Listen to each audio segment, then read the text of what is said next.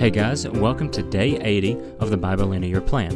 Today we will be reading 1 Samuel 6 through 8 and Acts 7. If you need to read more about this plan, visit the High Quality Gospel website with the link in the description of the episode and the podcast. Please leave a like and follow the podcast to stay up to date with new episodes. Now, let's begin with reading 1 Samuel 6.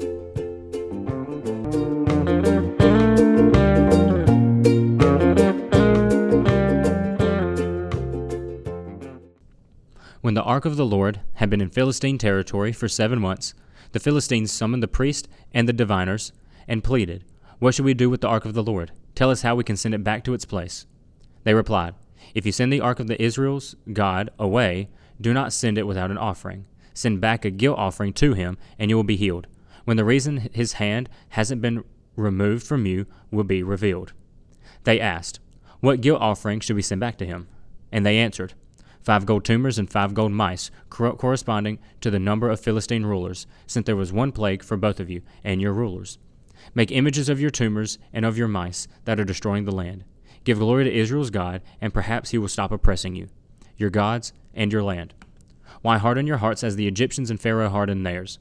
When he afflicted them, didn't they send Israel away, and Israel left? Now then, prepare 1 new cart and 2 milk cows that have never been yoked. Hitch the cows to the cart, but take their calves away and pin them up. Take the ark of the Lord, place it on the cart, and put the gold objects that you're sending him as a guilt offering in a box beside the ark. Send it off and let it go its way. Then watch. If it goes up the road to its homeland towards Beth Shemesh, it is the Lord who has made this terrible trouble for us. However, if it doesn't, then we will know that it was not his hand that punished us. It was just something that happened to us by chance." The men did this.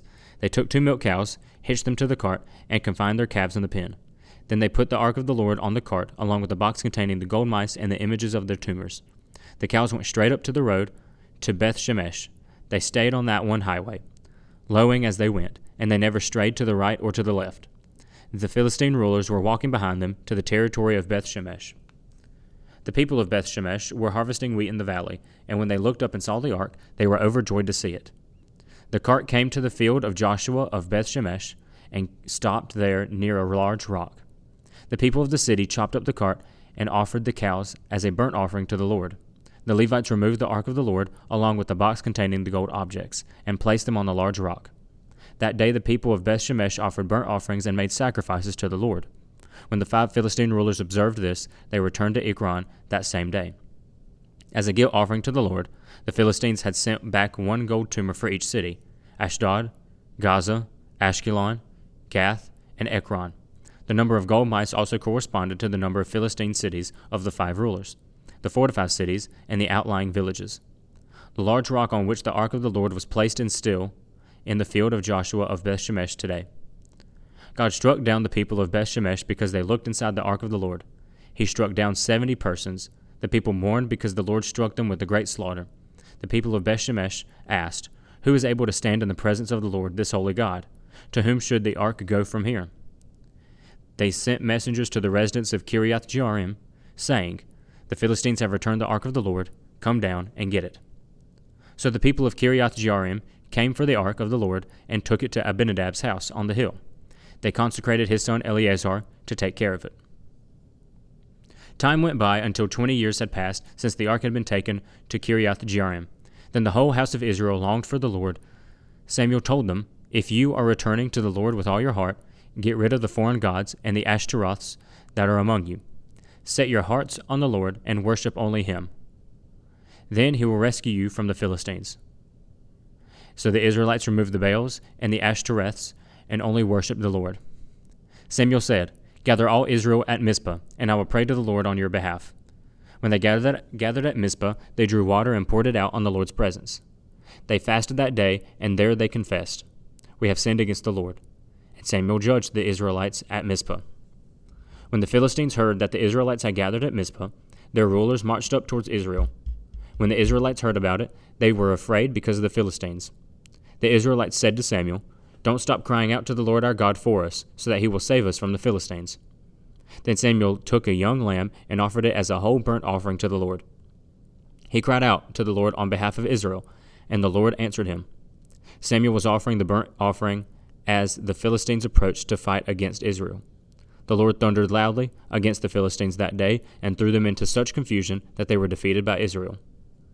The men of Israel charged out of Mizpah and pursued the Philistines, striking them down all the way to the place below Beth-kar. Afterwards Samuel took a stone and set it upright between Mizpah and Shen. He named it Ebenezer, explaining, "The Lord has helped us to this point." So the Philistines were subdued and did not invade Israel's territory again. The Lord's hand was against the Philistines all of Samuel's life. The cities from Ekron to Gath, which they had taken from Israel, were restored.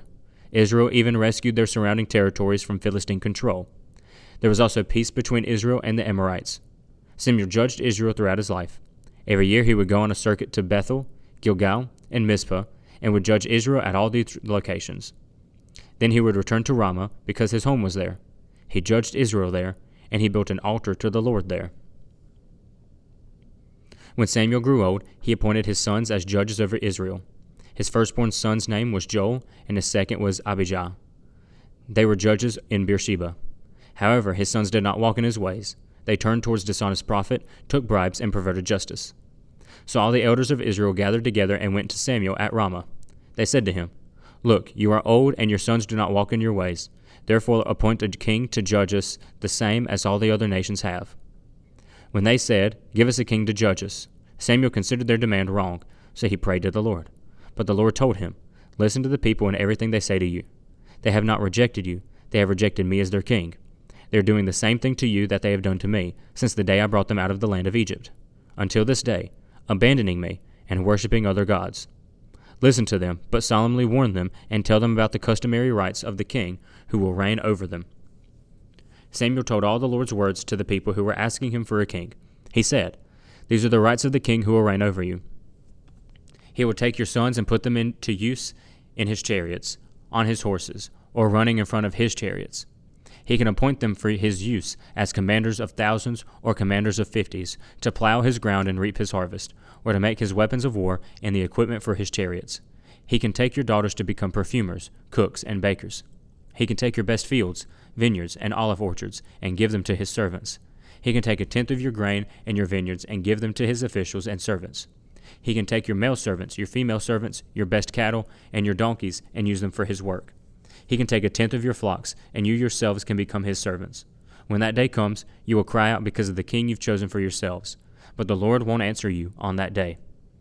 The people refused to listen to Samuel. "No," they said, "we must have a king over us. Then we'll be like all the other nations. Our king will judge us. Go out before us and fight our battles." Samuel listened to all the people's words and then repeated them to the Lord. "Listen to them," the Lord told Samuel. "Appoint a king for them." Then Samuel told the men of Israel, "Each of you, go back to your city." Now we read Acts 7. "Are these things true?" the high priest asked.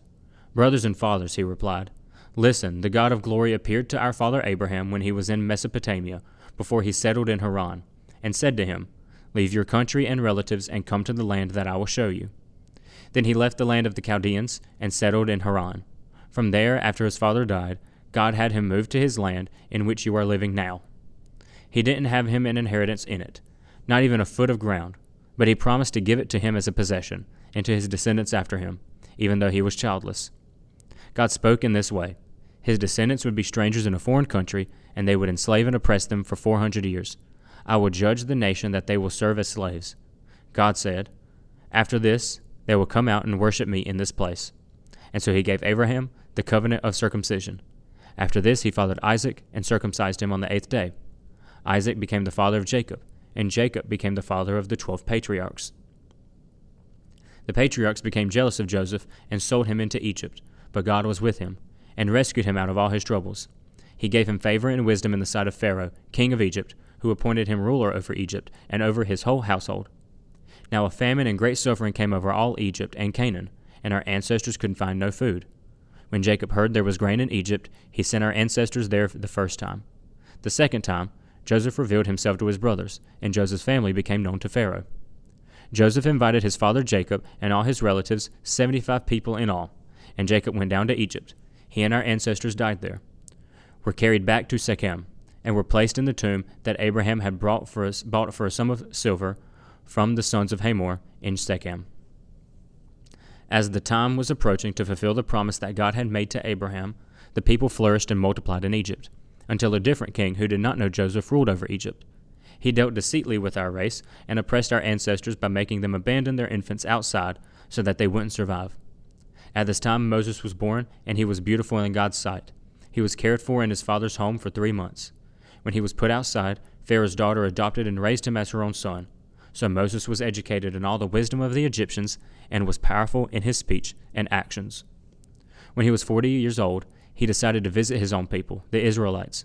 When he saw one of them being mistreated, he came to his rescue and avenged the oppressed man by striking down the Egyptian. He assumed his people would understand that God would give them deliverance through him, but they did not understand. The next day he showed up while they were fighting and tried to reconcile them peacefully, saying, "Men, you are brothers. Why are you mistreating each other?" But the one who was mistreating his neighbor pushed Moses aside, saying, "Who appointed you a ruler and judge over us? Do you want to kill me the same way you killed the Egyptian yesterday?" When he heard this, Moses fled and became an exile in the land of Midian, where he became the father of 2 sons. After 40 years had passed, an angel appeared to him in the wilderness of Sinai, in the flame of the burning bush. When Moses saw it, he was amazed at the sight. As he was approaching to look at it, the voice of the Lord came, "I am the God of your ancestors, the God of Abraham, of Isaac, and of Jacob." Moses began to tremble and did not dare look. The Lord said to him, "Take off the sandals from your feet, because the place where you're standing is holy ground. I have certainly seen the oppression of my people in Egypt. I have heard their groaning, and have come down to set them free. And now, come, I will send you to Egypt." This Moses, whom they rejected when they said, "Who appointed you a ruler and a judge?" This one God sent as a ruler and a deliverer through the angel who appeared to him in the bush. This man led them out and performed wonders and signs in the land of Egypt, at the Red Sea, and in the wilderness for 40 years. This is the Moses who said to the Israelites, "God will raise up for you a prophet like me from among your brothers." He is the one who was in the assembly in the wilderness, with the angel who spoke to him on Mount Sinai, and with our ancestors. He received living oracles to give to us. Our ancestors were unwilling to obey him. Instead, they pushed him aside, and in their hearts turned back to Egypt. They told Aaron, "Make us gods who will go before us. As for this Moses who brought us out of the land of Egypt, we don't know what's happened to him." They even made a calf in those days, offered sacrifice to the idol, and were celebrating what their hands had made. God turned away and gave them up to worship the stars of heaven, as it is written in the books of the prophets. "House of Israel, did you bring me offerings and sacrifices for 40 years in the wilderness? You took up the tent of Moloch and the star of your god Rephan, the images that you made to worship. So I will send you into exile beyond Babylon." Our ancestors had the tabernacle of the testimony in the wilderness, just as he who spoke to Moses commanded him to make it according to the pattern he had seen. Our ancestors in turn received it, and with Joshua brought it in when they disposed the nations that God drove out before them until the days of David. He found favor in God's sight and asked that he might provide a dwelling place for the God of Jacob. It was Solomon, rather, who built him a house. But the Most High does not dwell in sanctuaries made with hands, as the prophet says, "Heaven is my throne, and my earth is my footstool. What sort of house will you build for me, says the Lord, or what will my resting place? Did not my hand make all these things?" You stiff-necked people with uncircumcised hearts and ears, you are always resisting the Holy Spirit, as your ancestors did. You do also. Which of these prophets did your ancestors not persecute? They even killed those who foretold the coming of the righteous one, whose betrayers and murderers you have now become. You received the law under the direction of angels, and yet not have kept it. When they heard these things, they were enraged, and gnashed their teeth at him. Stephen, full of the Holy Spirit, gazed into heaven. He saw the glory of God, and Jesus standing at the right hand of God. He said, "Look, I see the heavens opened, and the Son of Man standing at the right hand of God." They yelled at the top of their voices, covered their ears, and together rushed against him. They dragged him out of the city and began to stone him. And the witnesses laid their garments at the feet of a young man named Saul. While they were stoning Stephen, he called out, "Lord Jesus, receive my spirit." He knelt down and cried out with a loud voice, "Lord, do not hold this sin against them." And after saying this, he fell asleep.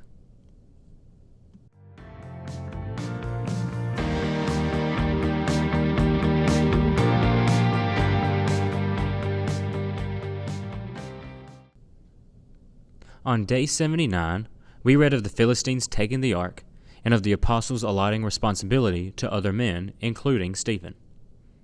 Today, in 1 Samuel, we see the Philistines give the ark back. Now, even though Israel was in the wrong, God still displays his power to all and make his presence known, that he is with the Israelites. Our main story, though, is with Samuel, doing what a prophet does, and he warns the people and makes sure they cleanse themselves and their households. Israel has always liked to have idols of other gods in their homes. For all their history, they have loved to have other people's idols, other gods, in their homes and worship them, which is strange because they claim to worship the one true God, and then they go and do that behind everyone's back. Samuel's goal was to lead Israel spiritually and make sure they follow God. And so he tells them to rid themselves of other idols to other gods. But the thing is, Samuel may have this goal to lead Israel, but Israel has not been good at not having one leader. They couldn't lead themselves to follow God, but they would lead themselves into sin time and time again. That was the whole purpose of the book of Judges. Once Moses died, and once Joshua helped take the entire nation, or most of the nation, they really just fell apart, fell off the deep end. They would go back and forth, judge after judge. And even some of the judges weren't as godly as you might think. And so they weren't good at not having one leader. Even though God was there, God gave them the law, God gave them how they're going to do things, and they still couldn't do it right. They could not lead themselves to follow God.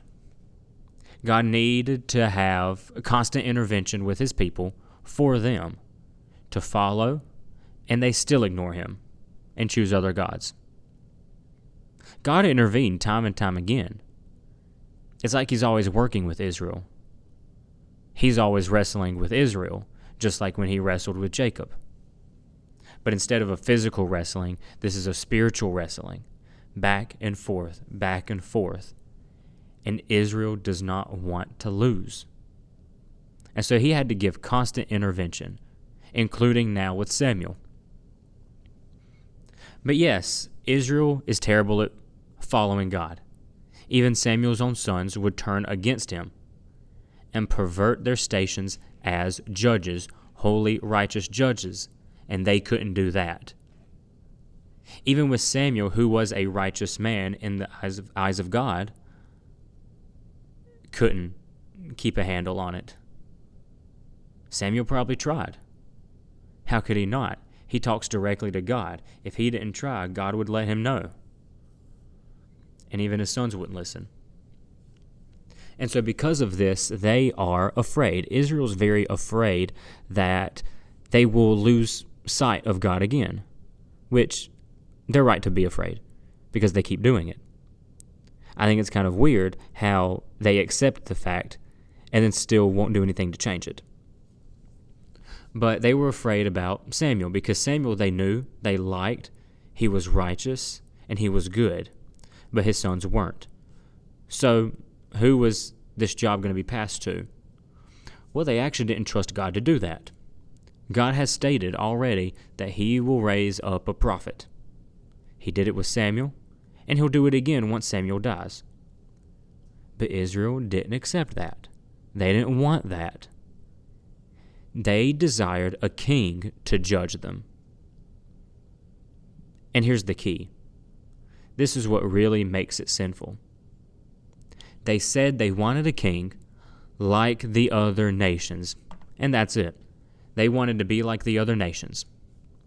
Their goal was to be set apart, and yet here they are, wanting to be like other nations, once again.